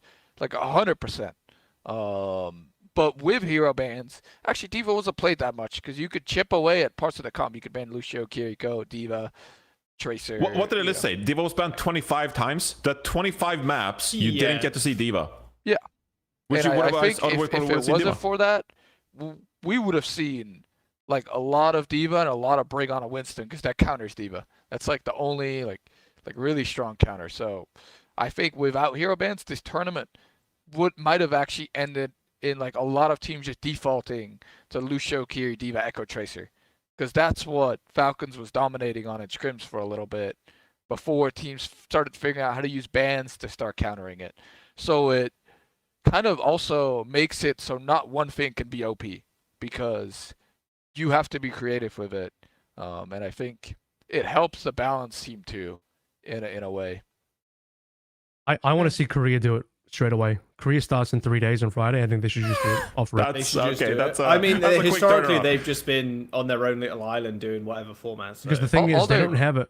They don't have a Stage 3 and Stage 4. They just have Stage 1 and Stage. This is their Stage 2 right now, right? This is their split 2. You could say it more accurately. So they just play like a whole season now. So it's like a lot of much their harder teams have also already been practicing for it too. We were scrimming the MAG team, and they were scrimming a lot of teams at that time, and they were also just scrimming on bans. So I feel like every team that was practicing there was playing against the teams that were going to Esports World Cup. So they already have practiced on bans. It's not like they've never scrimmed it. They scrimmed it for the whole time in prep for Esports World Cup. Like Korea doesn't even have like the whole Swiss, like their groups are, I'm pretty sure it's still on LAN, but either way, like they're broadcast ready. As long as they have the assets for it, they can just rip the band-aid off straight away. So I think they shouldn't even wait. I think they should just go straight for it. Yeah, it'll be interesting. I mean, especially if you integrate it this year, that gives you the ability in the off-season perhaps to like rethink it. You got some hands-on experience, you trialed it, and maybe some lessons learned going into next year as well. So, yeah. All right. This leads us to ranked. which is a way more complicated and controversial topic when it comes to integrating hero bans into ranked.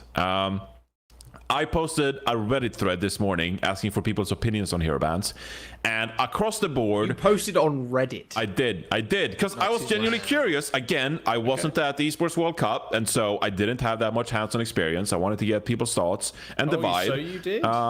And so I posted a Reddit thread, and because I wanted to get a vibe check, and a lot of people seem to be for hero bans in competitive. They love it, or not competitive, sorry, in esports. They love it for the esport. They think hero bans are great for the esport. They find it really enjoyable. But a lot of people commented and said they wouldn't want it implemented in ranked. There's a lot of pressure points. It's a way harder conversation. It's going to be way more dramatic, especially for the people in competitive. That perhaps that is a long ass comment, but it's also the best comment because I'm just gonna riff this. The top voted comment is from Slobodon 4 hours ago. What a name. I don't know. I'm just gonna read the bullet points here because it's a real long post. But I think that this user posted a really good comment that summarized, I think, a lot of people's opinion. But they did say that they wanted hero bans for ranked. And this is how they would kind of implement it in ranked. That being, they say all banning is done after showing the map, but before displaying any teams or name cards. This is critical for anyone using hero portraits or anyone who is a well-known player in high elo. So, for example, if you're a Roadhog player, people know you're a Roadhog player, and you have a Roadhog name card. People can't just ban Roadhog. Oh, because I'm they banning know. every Mercy OTP in the lobby. Banned all the time. There will also be a short period of time either to chat or display your preferred heroes. You can essentially ask your team not to vote for them. Seems like a lot of work. 2 bans per team at the absolute max. I think 1 would be better right now, like they also say, but 2 would be okay. All players opt in to vote, and the ban is randomly selected out of the options. I'm not sure I would prefer the hero with the most votes to automatically win, or I would prefer each vote to have a 20% chance of winning. So, for example, if it's split 2 and 2, then each have a 40% chance of getting banned. And the final bullet point: any bans that occur apply to both teams and simply lead to the reporter being grayed out and unselectable. I'm kind of sitting here with I think the way I would like it done would be that the popular vote wins. If 3 out of 5 team members they vote for a hero to get banned, that hero gets banned. So if you're one player voting to ban something, you don't have a 20% chance of that hero getting banned. I don't like that as much. If everyone's split, then yeah, sure enough, there's 20% chance between 5 different heroes. But if you have like a 2-2-1 split, for example, it's either between the 2 40% options, so it selects out of that. But it's really complicated because there's so much that goes into this. Viability of one tricking, for example, or you're just gonna ban Mercy players are gonna be pissed off as hell. There's no real rhyme or reason behind gold bans compared to pro play bans. It's an unbelievable can of worms. So where do you guys stand on this? Would you want to see hero bans in ranked, in competitive leaderboard for Overwatch game? Just Hell keep it yeah. out. I don't think Joss, you kick it off, Joss. Yeah, I don't think for the majority of the player base, I think you're correct. There would be no rhyme or reason to most bans, which I think is also completely fine. I think if a lobby wants to ban Soldier, for example, that's okay. But or it makes sense. A hero's really overpowered. Maga sure, yeah, sure. If Soldier's super OP, he one shots with Helix or something now. Sure, let's ban him so he's super strong. I think that's fine. But for ranked, I think I stand with a lot of people. Well, I don't know actually. Maybe I don't. But just kind of jumping in, just playing whatever you want. Especially at ranks that, unless you play hard meta, unless you lose, in top 500 or whatever. But in most games, it's you can just pick whatever, and you can do. If you do well with it, then you're probably going to win. I think Overwatch. I think we've had this thing in the past where, what was it, 2021, Hero right? pools. Hero pools, yeah. That did not go down well. That's Although so bad. it was one for each. Was it one for each hero? Support. It was 4 heroes, tank? wasn't it? 2 DPS, It was 1 tank, 4. 1 2 support. DPS. Yes, that was it. That was awful. Terrible. An awful time. People were just I'm just not going to play this week. I'm not playing this week because this shit's terrible. With this one, it would be a little bit more refined, so people actually have agency of which hero is banned. But for me personally, I just don't think this needs to be anything outside of the esport. It should just remain in the esport, OWCS, EWC, whatever the fuck, face it, whatever, and just keep it there. I think also most of the player base that plays ranked probably don't watch the esport, so it'll be why are they implementing hero bans? This is kind of weird. I'm just happy everybody can play whatever the fuck they want in solo queue and just leave it at that. Well, the question is, will it improve people's like experience in ranked or not? And I think generally it's a net positive because it will start to allow people to remove the negative aspects of what makes the game potentially unfun. You get to start removing some of the hog one tricks, start to remove some of the unfun heroes like Malga and just stuff like that out of the game. So in terms of rhyme or reason, I think actually in like Plat and below, the rhyme and reason will simply be, we don't like playing against this thing. I don't like Sombra. I don't like Farah. I don't like Ball, whatever the hero is. You just get rid of it. And so that's the rhyme or reason. The only like real negative from my perspective is it'll hurt the one tricks, but in my opinion, it's like, well, fuck the one tricks. I don't give a fuck. I don't care about the one tricks at all. I genuinely don't care about the one tricks. So like, screw them. They can just get banned. Like, I'm fine with that. I think people are overreacting a lot in terms of like thinking about the worst possible aspects of it without really weighing up the positives. And I think the positives vastly outweigh the negatives. And it's only ranked. It's not like it's going to be in quick play. You can still play your one trick in quick play, right? And I still think at least 50% of the player base, if not more, are in quick play. So like most of the player base aren't even affected. Yeah, it's really interesting because there's also like, what if you get a Roadhog player on your team loading in, and then your team just like, oh, let's ban Ana to free up our Roadhog one trick, you know? Well, it's like, oh, well, I'll actually, that's like, what if you load in with a Doomfist player, like, oh, let's ban Sombra, you know, or something like that. So like, there's pros and cons in that degree. Kazorus, do you have an opinion on this? I feel like it would be a net positive overall. I really echo the sentiment that the biggest thing that will happen is people will ban things that are unfun to play against. Right, like people will load into the lobby. You'll see 4 Roadhog bans when Roadhog is like not even that good, and it won't change that much except for removing like a single character. I feel like unless you're playing at the highest level, people aren't gonna collectively start banning counters, right? Like I think that will only happen in the highest level or when people start typing, you know, ban Ana, I want to play Roadhog. You know, maybe players will do that, but I feel like in general, people will just ban unfun things or OP things, which I think both are good things, right? I feel like the only question is, do you put it with like the roll lock in place, and how do you determine who gets first or second ban? Because the way it is first ban is a little bit better than second ban. You ban at the same time. You give one team an innate advantage. Yeah. In a way, maybe you just make it so there's no like roll lock on it in a way, and then both teams just ban at the same time without knowing what the other team banned. And if they both ban the same character, there's just one ban in a lobby instead of 2. Yeah. I think that's the only way you can do that. I don't think I don't think you can go into a lobby, into a game, and just be like, okay, the highest MMR team gets the ban first or whatever. Like, I just think you just throw it out there, say it is Roadhog that gets banned, maybe both teams ban it. Okay, that's fine. Roadhog's just out the match. That's completely okay. Oh, Mercy and Ana get banned from the support. That's fine. Like, we have enough heroes at this point that fill a lot of the roles that are required for you to like play the game effectively. Like, if you went back to like 2017 when the game first came out, if you ban like just 2 characters that heal, that's not Lucio. Well, to be fair, it was like double Lucio when the game first came out, but like, you know what I mean? Like, if you ban the 2 characters that do the same thing almost, and then you just can't play that role again, then that's fine. But we have enough heroes at this point where like, if 2 from one role get banned, it's whatever. And they should ban at the same time. It makes the most sense. And it also, it reduces the downtime too, because you're not like waiting for the other team to ban and then you ban. So yeah, I think that's probably the way you do it. This is how you do it. And I actually don't think you should be allowed to do ban 2 from the same role, because if you do target a support, it does still suck. Like, yes, there's other supports you can play, but banning 2 heroes from one role that is limited, it feels really bad compared to just 1 hero from the same role. Anyway, here's what I think should happen. That's it. I disagree. Hang on. Let me just. This is how I think it should happen. First of all, fully anonymous, fully like democratic. So, the anonymity part. No mail-in voting either. No voting fraud here, gentlemen. You have to be a registered voter. Exactly, registered voters only. No, this is what's going to happen. So you load into the lobby, and everyone in your team, you don't know their names. It's just tank, support 1, support 2, damage 1, damage 2. You don't even know who they are. You can type everything. You can type and like talk to each other about what you should do. And then the first 30 seconds, the entire thing will only last 1:30 per map. So this is how fast it's going to be. 30 seconds, you all vote for what role you want. The other team's doing the exact simultaneous thing.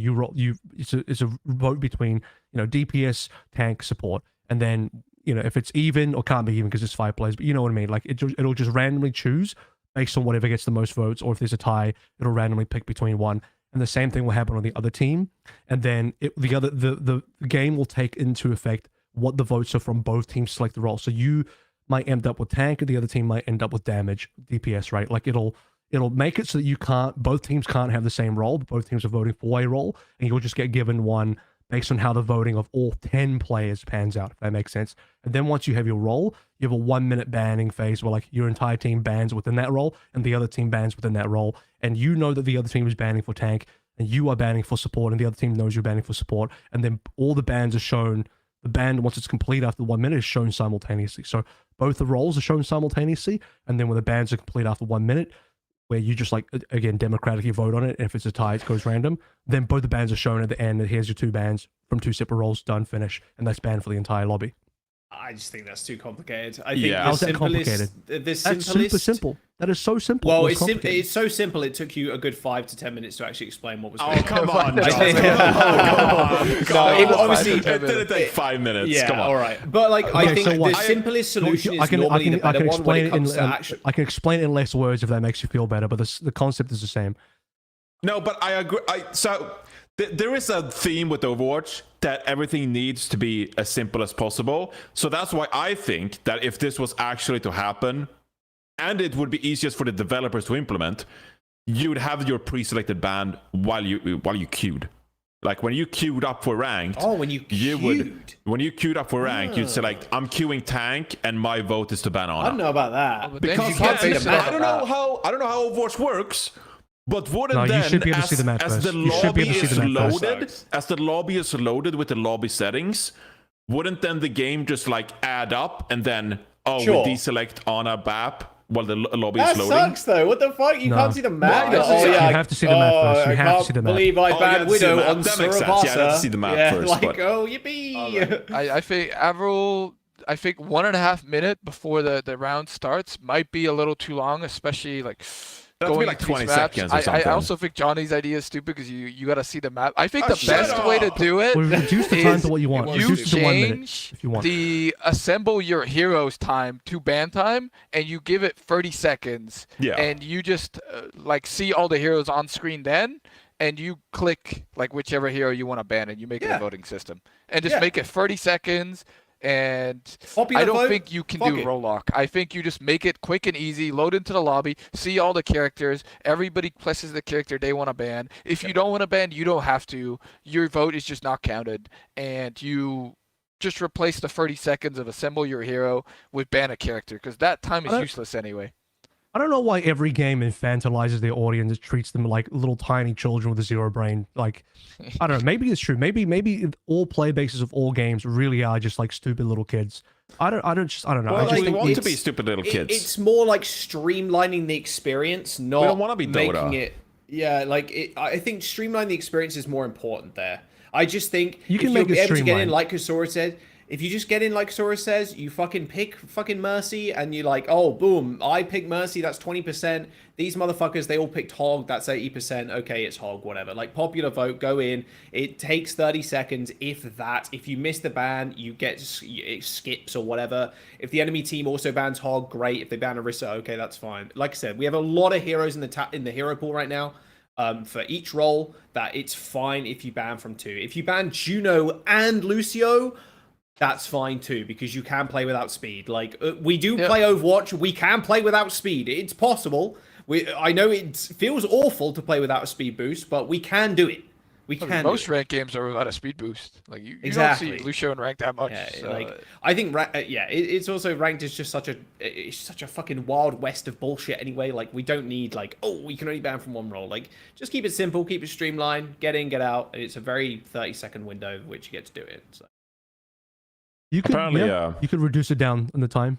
Didn't have to be 1 minute 30. I just throw random numbers. Like, the I time know. is 20 available. seconds sounds good. Like I said, it's just very streamlined. If you just go in, click a button, boom, done. Boom. Done. Apparently, someone said on YouTube chat that Rainbow Six does it. I've never played Rainbow Six. I've never tried it, so I wouldn't know. But okay, Jaws. Jaws is dying. Jaws knows Rainbow Six, but he's dying. He chose the wrong time to die. Jaws, so inconsiderate. You're so inconsiderate in the time that you choose to die. It's crazy, actually. Yeah. I think it's unfortunate Siege because has it's a a very good camo. system. Okay, all right, they have a good system. Well, maybe they can draw some lessons from there.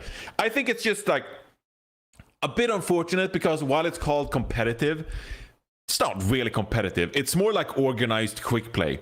We don't really have a close thing to pro play in Overwatch because, you know, as smart Aaron Keller described Overwatch the other day on the group up podcast, he was like, oh, it's like a competitive social shooter or something like that, which like pretty much tells the vibe. It's just like, yeah, actually it's about like organizing under a fair rule set and being social and having fun to some degree. Competitive is not super serious, right?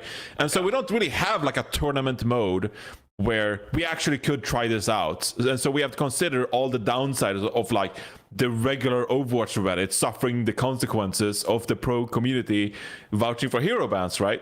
I still think hero bans might be the road forward, but oh my god, if it happens, I just can't stand the Mercies posting on Reddit about Mercy gets banned all the time, the one tricks being upset. Like, I just can't. Like, my brain would not be able to tolerate all the complaining that would happen if your hero bans were a thing. There's a mute function, brother. Just mute them all. I'm pretty sure Mercy doesn't get played that often in the higher Mercy's ranks. terrible right now, but and I people think- would ban Not the Mercy high just ranks. to piss off the Mercy community. But I think Exactly. in the lower ranks, like people would be far more willing to ban like a Sombra, a Boar, or a Hog first than Mercy. I think, because I think Mercy's far away from being the most Really? complained about hero in the low ranks. Pretty She sure is they hate like Hog way extremely more. popular at every rank apart from the like highest rank in the game. I feel like if I was a gold player, I'd be like, what you ban me for? Like, they'd be like 50 Cent. Like, what did I do? Like, they just ban What did I random stuff. Like, what did I do? So, like, I'm scared of giving this feature to, like, the general population of the ranked queuers because it just doesn't make sense for, like, over half The way to think about it is the like, player what base. is the worst someone could do with this feature? Like, what is the absolute worst they could do, the most extreme thing? And that would be banning the one tricks they see in the lobby. Is that going to happen? Yes. But the you problem don't is, know what one trick goes in exactly, the lobby. it's completely anonymous. And people will continue to ban the XYZ hero that is frustrating to play against. But I think it's fine. Like, basically what I'm saying is, one tricks, I give a shit. Suck it up, motherfucker. Play Ana. Play Ana. Worst like Okay, well, what if you banned Ana and there's a Road Dog I'd on the play enemy Alari. team? I'll just play Alari. I don't give a fuck. Well, you'd have a higher chance of losing. Yeah, sure. I mean, that's fine. Okay, all right. It's banned. It's symmetrical bans. So, like, if the hog is like OP in the lobby because there's no Ana and there's no other counters for the Ana, the other hog is also the other tank player, is also gonna pick hog. And it's also for one game. It's not like for the next 5 games that's going to happen, or maybe it will. I'm not sure. They should do a and it quick play also hack gives to try data this to out. the developer that says, "Oh, hey, this hero is banned 90% of rank lobbies. Probably should look at it and maybe tune the character down a little bit." You know the problem- Or like look at other data sets and say, "Okay, this rank, this hero is banned, etc." I think it gives a lot more data to help the balance team as well. The problem with quick play hacked is it's going to target quick play, and I think the quick play response is going to be way more extreme That's true. than like the competitive player response. 100%. Yeah. That's the problem. And I've seen some extreme responses. Some of the most extreme responses are stuff like, if my hero gets banned, I'm quitting the game, or some Okay, good. bullshit like that. It's like You'll be back in a it's week. You'll be back in a week. Don't worry. so Don't worry. insane. It's so hyperbolic. I don't know. Some of the responses to like the idea of even bringing hero bans to ranked, people are so unbelievably like hyperbolic about it. It's like, yo, chill. You guys are not thinking about the positives, and people are just only thinking about the negatives. And the negatives are, as you said, Jack, my one trick gets banned. In which case, I'm like, that is good. every game. That is every single update. That is every single year. The internet gets more extreme with like, oh my god, I'm gonna quit. I'm actually gonna throw my PC into the River Thames in London, take a flight for 16 hours just so I can dunk it into the river because my hero got banned. Okay, good. Like, good. Go and do that. Please go throw your PC into the River Thames. Like, it doesn't matter. Like, I think at some point, like, we also have to maybe Avril especially, but like looking at those comments, that is one motherfucker versus like Johnny's fault. He made the thousands. thread. He made the made thread. it. Blame Thousands Johnny. of people. I'm that trying to engage do not with, give a shit. with our community, okay? Yeah, well, okay, I appreciate you, Johnny. No, but, you like, know, no, I'm talking about what those about you queue negative into comments. Rialto, Jaws? You queue into Rialto, and you get a damaged player looking Widow, and it's 1 minute into your attack, and the Widow player just starts moaning, just like we should have banned Tracer, guys. I don't give a fuck. You should have banned Tracer. Like, it doesn't matter. Like, they do that now too, like whining about their like tank hero pick. You know, why are we on Diva? Everybody's pissed Why all the time. Diva? We're at a constant level of mold in this community, bro. It's like, oh my god, Mercy didn't get buffed this patch, bro. This is so unplayable. Holy fuck, I'm losing every ranked game. It's like, play another fucking hero. Like, it doesn't, like, I just think there's just such a loud voice from, like, such a small minority of players most of the time about these issues that just gets blown up because that's what the algorithm likes. That's what people enjoy seeing. Like, you need to imagine what the response is, not from our community on Overwatch, but from like r/gaming, for example. And the headline will be this: Overwatch now starts banning heroes. This game is going down. It's like, this hero's getting worse. Now it starts banning heroes. It's removing the function, the counterpick. One of the core features of Overwatch now being removed. You cannot counterpick because banned. Just something egregiously untrue, straight up lying. Just like, you can do that in League of Legends as well. You can like, do that in Rainbow Six as well. Like, you can do that in every game that has these kind of competitive systems, that one hero is very good against another, or like one character, agent, whoever is very good against another. People on the internet dishonest. People on the internet dishonest, and they dislike Overwatch. It's just, it's just merchants, bro. They are just out in the streets. They are shouting, this character, this shit is fucking OP, we should nerf it. And everybody's like, oh, I just don't care. I think but you can hear them good. from a mile away. It's just noise. It's just noise. Give the players more power. It makes them feel like they have a choice, like they have more power, and it makes them happier to play the game. I think that's kind of like where I'm leaning. Exactly. The worst way to do it is like how they did it in Overwatch League before, where it's random, or it's like based on like what's played the most. It's on a cats. Banned, which was based on that cats. was ridiculous. I thought the way they did it at Esports World Cup was such an improvement over that maybe people still have a bad taste in their mouth from how hero bans was back then. But this is different. This gives people agency over what they want to ban, and I think the only thing it will do is OP heroes will get banned or annoying heroes will get banned, and I think that's a net positive. Yes, this is what we're going to do. Next year's World Cup, this is what we're going to do. On stage, both the coaches are going to come up, select their bans, and then we're going to also bring a cat up on stage, and the cat will finalize the bans from your selections. The cat will choose between your bans and choose what actually gets banned. So and then the cat will choose one of those 4. Exactly. You have no, you don't actually, you have the agency to like submit your like offerings to the cat, and the cat will then have the final decision. That would still be better than how they did it before. We had cats at World Cup, by the way. Like, I think in the first couple of days in the group stage, there were like cats roaming around backstage. I think they were feral. I'm pretty sure they were feral. Yeah, I think they were stray cats. Yeah, they were very cute though. They're very cute. World Cup cats. And with that, it's on my Twitter. I can show you. And with that, I think we're gonna start wrapping up the episode. Well, this was pretty enlightening though, because I got so much to say on this topic. But yeah, I mean, Gary, like, wrap it up, Johnny. I'm gonna. You were late, Jaws. I know exactly. It's my fault. It's my fault. But yeah, you still get paid, so you have to do less work and you still get paid. You should be happy. Crazy, but yeah, also I don't feel like doing 3-hour episodes of Plat Chat anymore. So I'd rather wrap it up while I still have enough energy to close out the show while being sensible. But yeah, actually pretty interesting, because I went into the ranked hero ban implementation like pretty hesitant, but it seems like you're all three for it and vouching for it and want to see it. So Jaws wasn't. Jaws at the start. He wasn't. I am 50. My stance is I'm 50-50. If they do it, great. If they don't, I'm also happy. I think the implementation is going to be obviously the most important thing, how they implement it. People are going to complain, and then 2 weeks later, they're going to be complaining about the Transformers skin that now has a bug because Reinhardt can quad shatter. Like, I don't fucking know. They'll complain about other shit. What? The majority of the player base plays quick play. It won't be in quick play. They're going to complain. The devs are going to be like, okay, sounds good. And then we're going to be competitive. So.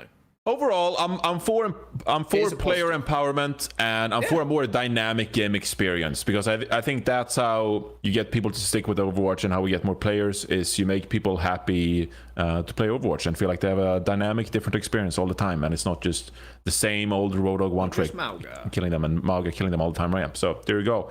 For Player of the Week, we have a great clip from Kasaurus, actually. Solomon, I don't know if you can you pull this up without showing the Discord chat? I don't know if it matters.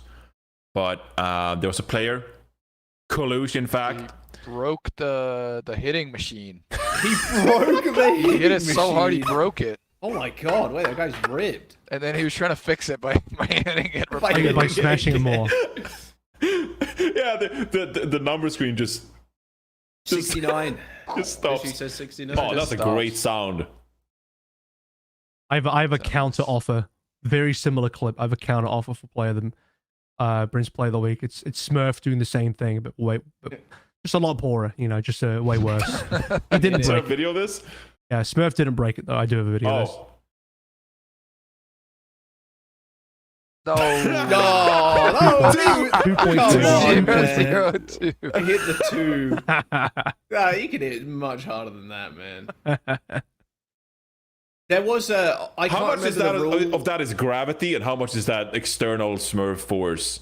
That's very interesting. I don't know. That was Jinmu got married as well. Oh right, but married people, they get automatically player of the week. Okay. If you Just get gonna point engaged that or out. married, you're automatically Jinmu, everybody. player of the week. I'm hurt. What the hell is this? This is not Jinmu. This is. Oh, Connor, wait, that's. Wait. This is what he's been doing in his spare time? On his time I off? don't wanna He's get become an copyright Olympic strikes. shooter? Don't copyright strike us, please. Olympics. Holy. Like, for like Don't 5 you dare seconds play on this it. clip, Solomon. No. Hopefully it's a He wants screenshot. to. But there you Connor go. Prince, That's what everybody. Avaz is up to. He's got some hair. That's pretty magnificent, and he's How'd he grow that shooting hair? Oh, dude, guys, I know what he's shooting. He's shooting his next target to eat. His next Wow. human target. You to don't eat. wanna This see- is you always don't wanna next see that. human. Oh. Yeah, okay, yeah. his So next what human. were you guys thinking? I Of don't know. course, I I'm thought- talking it was about like, why humans. is he I don't know. hunting now? Pigeons. Yeah, he's. How do you think he sources his ethically sourced meat? Yeah, That's how. apparently, Right there, just no. Apparently, USA got last in the shooting competition, which people are upset about. But That is rough, bro. maybe they'll have Like, to Guns illegal here. put some more That's practice in. rough. I don't know. there are some very dark jokes that came out of that. I won't repeat them. But Yeah, I don't know why I brought that up to begin with. This is an Overwatch podcast. Anyway, all right, it's been fun chatting Hero Bounce with you guys. And I don't know what we're gonna talk about the next episode, but it was thrilling. Anything to add? Casuers, you going back to scrimming before the Swiss stages?